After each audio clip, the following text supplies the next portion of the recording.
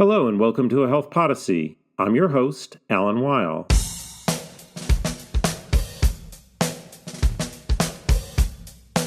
In the midst of a growing commitment by healthcare organizations to improve health equity, many hospitals have appointed health equity officers focused on reducing health disparities that have been thoroughly documented in research over the past few decades.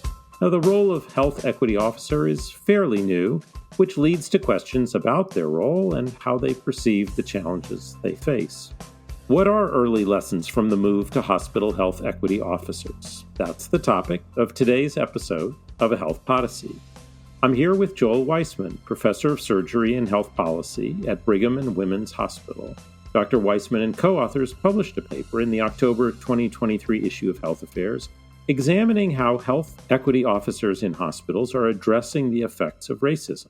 Their paper provides quantitative results regarding the hospital environment and is supplemented by in-depth interviews that capture more nuance regarding the experiences of these health equity officers. We'll discuss what Dr. Weissman and colleagues found in today's episode, but before we do that, I do want to note this is our last newly recorded episode for 2023. We're going to take a break, and we'll be back in January 2024 with many new episodes of A Health Podyssey. Well, Dr. Weissman, with that introduction, welcome to the program.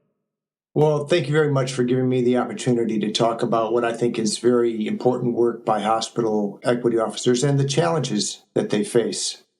Well, let's do exactly that. So this is, as I noted, a relatively new role. Tell us a little bit about what it means to be a health equity officer, how they come into existence, how many of them do you find, what are they supposed to do? Yeah, so, I'm going to begin with a quote from James Baldwin, an author and activist who wrote about racism in the 60s, 70s, and 80s. In an essay for the New York Times, he wrote, "Not everything that is faced can be changed, but nothing can be changed until it is faced." And I really think this encapsulates the critical motivation for the creation of this position of equity officers in hospitals. So I think most of those listening today are no doubt aware of the role of DEI officers, diversity, equity, inclusion, and sometimes belonging, that have existed for some time in various organizations. In the past, most hospitals have addressed DEI by focusing on their internal HR processes, such as employee hiring, compensation, compliance. But with the onset of COVID and the George Floyd death, hospitals began paying more attention to health and healthcare disparities. And so whereas the D and the I in DEI are more inward-facing, about the internal culture of the hospital, the E is for equity, about reducing health disparities among their patient population and the surrounding communities. So the position of equity officer got really supercharged, if you will, in the last year, with new equity standards from the Joint Commission and with the new attestation-based commitment to equity measure from CMS, the Centers for Medicare and Medicaid Services. So our goal was to get a feel for who these folks were, what they do, how to, create a roadmap going forward. We did a survey, and, you asked about how common they are, which is the first problem that we had, which is that nobody knows. And we were partnering with the Institute for Diversity and Health Equity at the American Hospital Association. And if they didn't know, nobody would know. And normally when you do a survey, you have a list of people you're talking to. We didn't have that. So we had to call up all the hospitals or else use other, based on other surveys at the AHA and our own screening questions. And we ended up estimating that from over about 5,000 community hospitals in the U.S., around 1,100 equity officers existed at the time of our survey.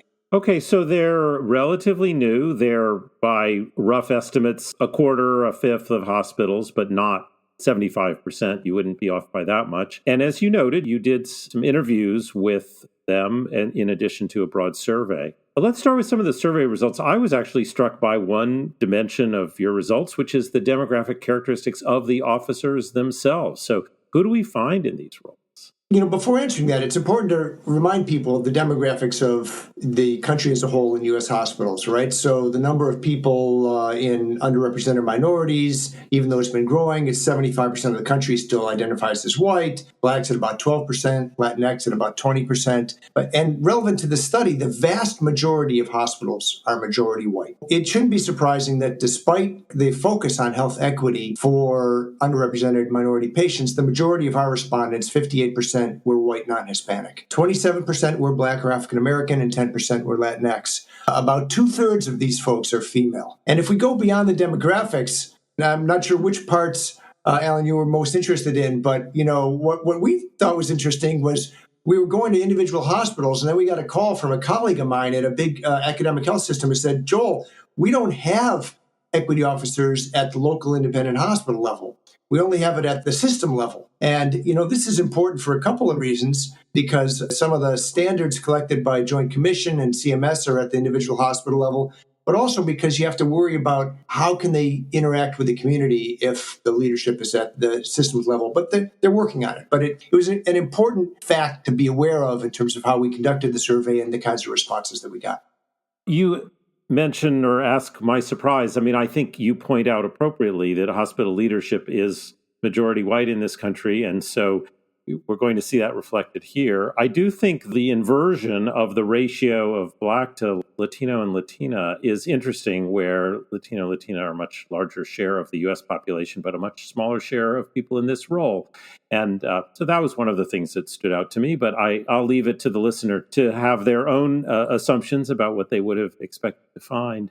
Well, so these folks, as you note, they sit in the hospital structure, and as you also note, sometimes at the system level. But one of the things you asked about was how much support they feel they get from leaders in the hospital system, and there are different types of leadership in that system. So I wonder if you could say a little bit about what you found about how supported they felt, and particularly by whom.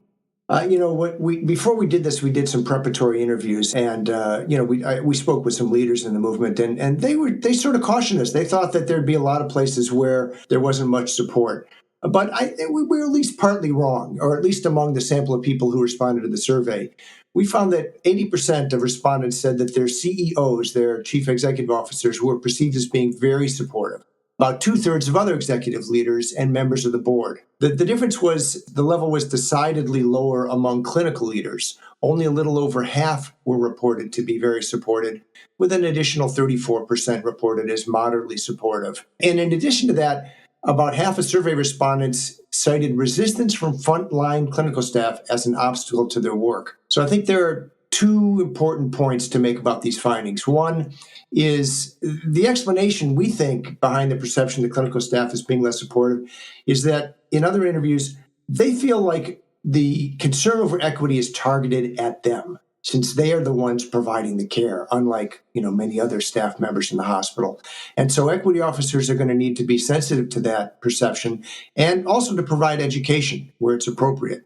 Second, a couple of caveats. One is that it's possible that respondents just from good environments may have answered to our survey, so maybe that overly rosy. But also, it's really important to understand that there are some environments for this work that can be pretty hostile, to the point that we've heard that people don't think it's wise to publicly use words like racism or even equity. And this could occur in certain states that are legislating against health equity efforts, which I think is a great topic for investigation.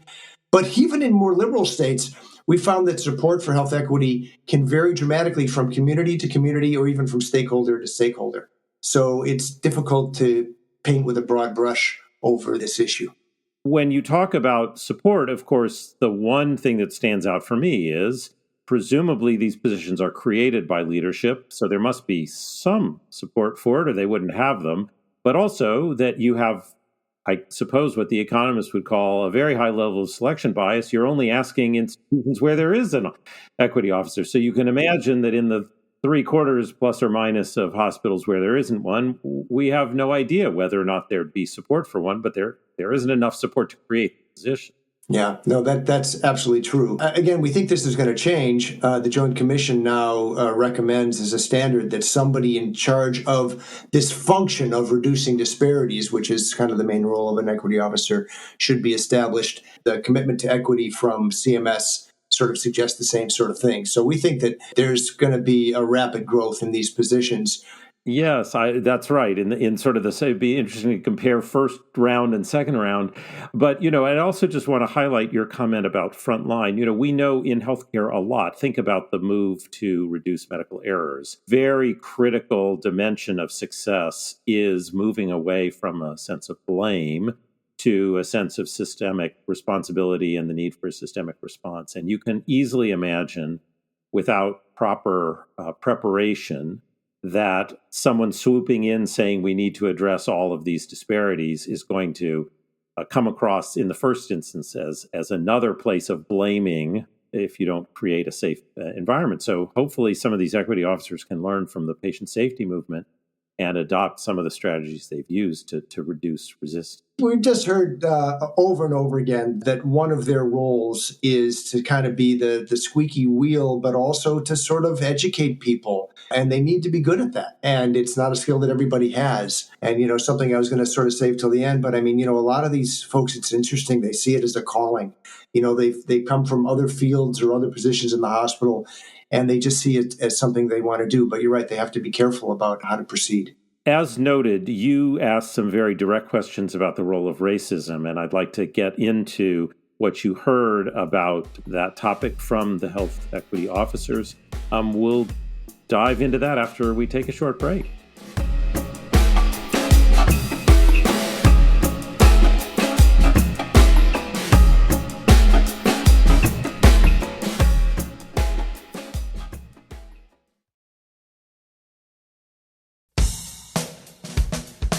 And we're back. I'm speaking with Dr. Joel Weissman about how hospitals are addressing the effects of racism. Findings in the paper published in the October 2023 issue are based on a mixed methods study of health equity officers. We started by discussing some of the quantitative findings and some of the demographics, but there were in the in-depth interviews some discussions about racism and the role that racism plays. It was also in the survey. I found this sort of the heart of the paper and hope we can spend a little bit of time on it. Can you just start with maybe the top line? What were some of the points that health equity officers made about the role of racism in the conversations you had with them? We addressed this topic in two ways. First, by trying to understand how racism presents as a barrier to their progress. And second, just trying to learn about ways that equity officers and the hospitals where they work are attempting to address the issue. And we collected information from both the survey and from our follow-up in-depth interviews. So in the survey, we asked about how racism in its various forms, institutional, structural, created obstacles to achieving their health equity goals. Over half of the respondents cited racist beliefs by individuals in the hospital or health system, or institutional or structural policies that perpetuate racism. And this perception from the survey was reinforced in our interviews, where the vast majority of our respondents recognized racism within their hospitals or health systems, resulting from both unconscious bias and even overt racism. It is worth noting, and I don't think we were fully aware of this at the time, that racism goes both ways, both from staff towards patients and the other way around. For example, from assuming that Black female physicians are part of the housekeeping staff, to patients specifically saying they don't want to be treated by a physician wearing a hijab. So it really goes both ways. Then we try to learn in a very preliminary way what hospitals are doing to address racism.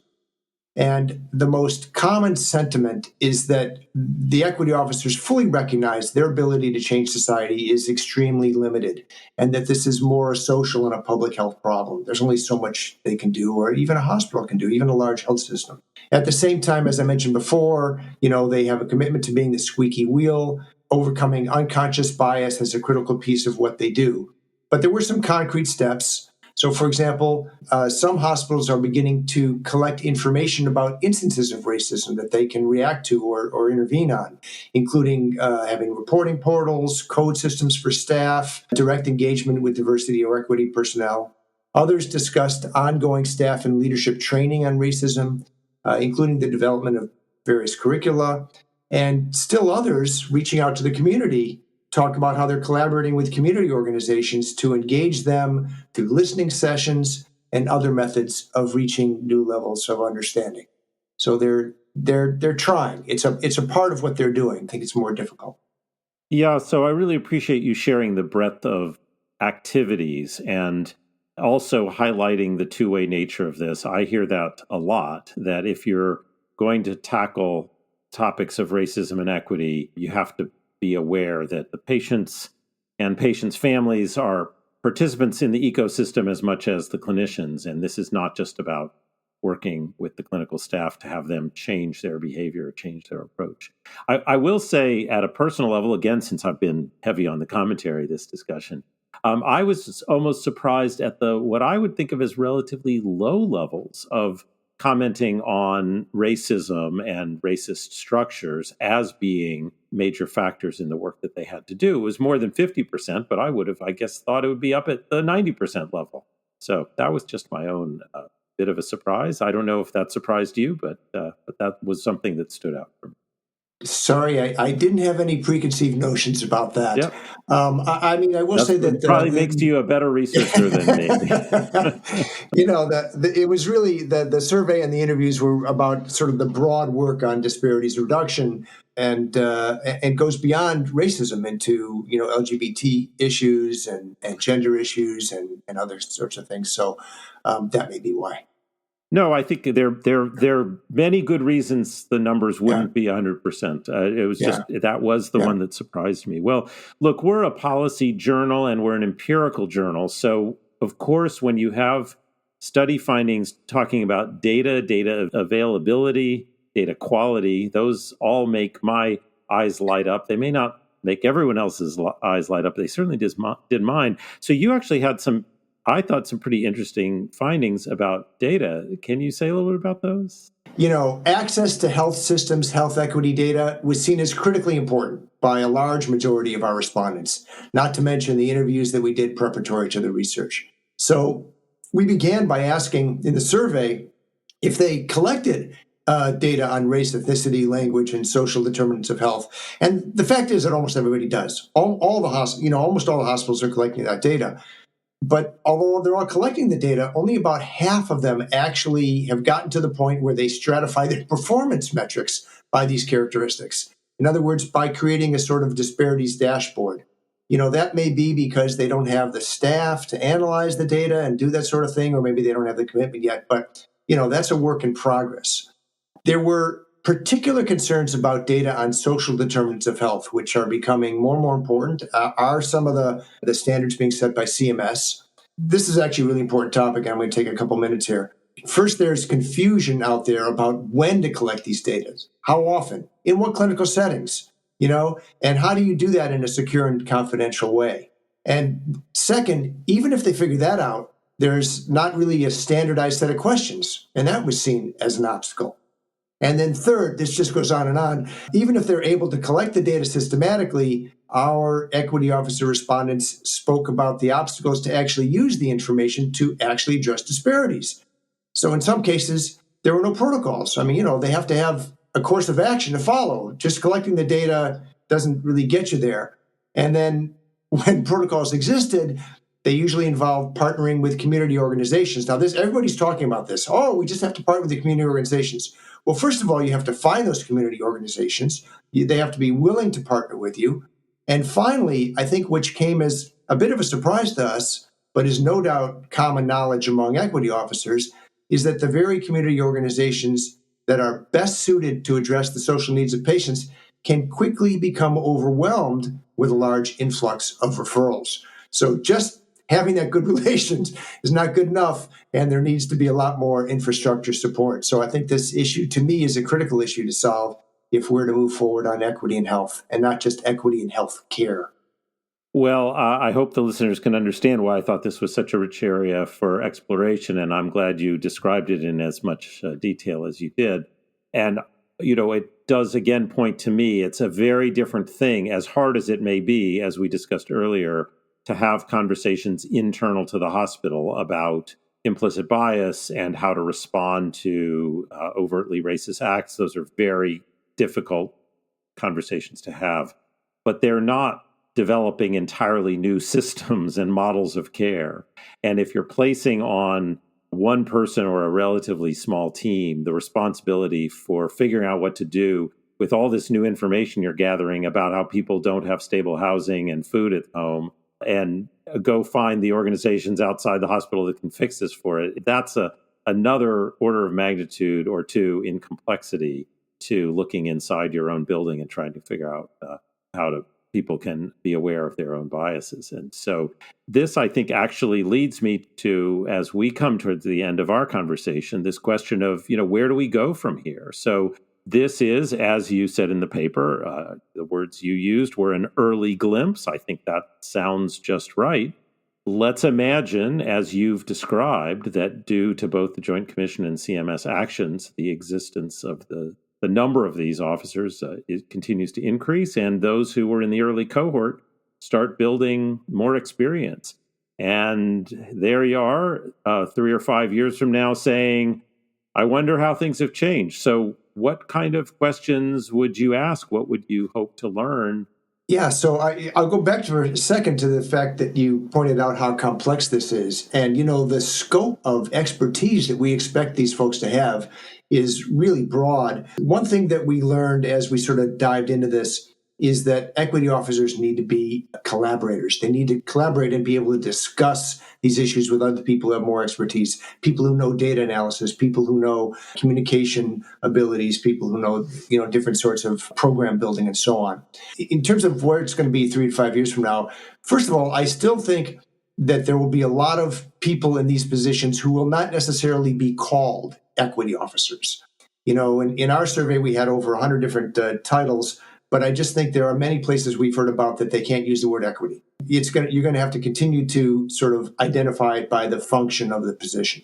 I think one of the key questions going forward is, are equity officers effective? Are they reducing disparities either among their own patient population or the community? Having said that, I'm going to go back, you mentioned about the patient safety movement, and I think there are a number of areas that healthcare focuses on where they get caught up on trying to come up with actual empirical evidence that this is actually making a difference, when the reality is this is something that should be done. Patient safety should be done, right? Patient-centered care should be done. Cultural competency should be done. So this is something that should be done, but I think we need to investigate what kind of impact they have on disparities, and we can find some evidence along those ideas. We need to think about how these equity officers function and what their effect is across different types of hospitals. They're the big health systems, big academic health systems. I mean, in MGB where I work, Mass General Brigham, there probably are dozens of people in this task, but then you've got critical access in smaller hospitals where somebody may be doing this very part-time.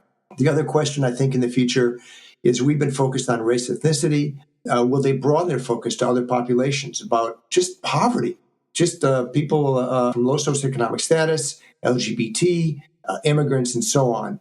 And then another thing that we've been hearing that I think we want to investigate in the future is, right now these positions are new. We've heard the possibility that there's burnout and there's going to be turnover. And so I think that's something that we need to keep our eye on.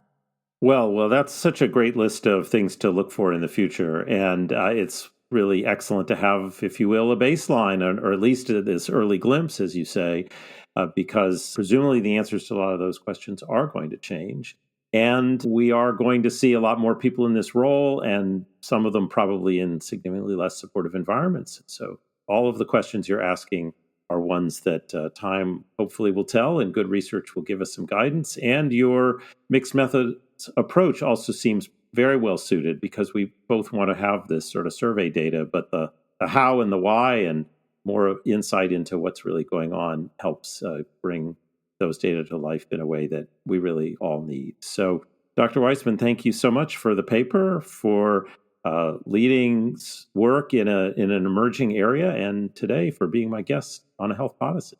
Thank you very much. We got the message that equity is never a fully achieved target, but it's an ongoing and iterative goal, and I think we'll be at this for quite some time. Thank you very much. Thanks for listening. If you enjoyed today's episode, I hope you'll tell a friend about a Health Podyssey.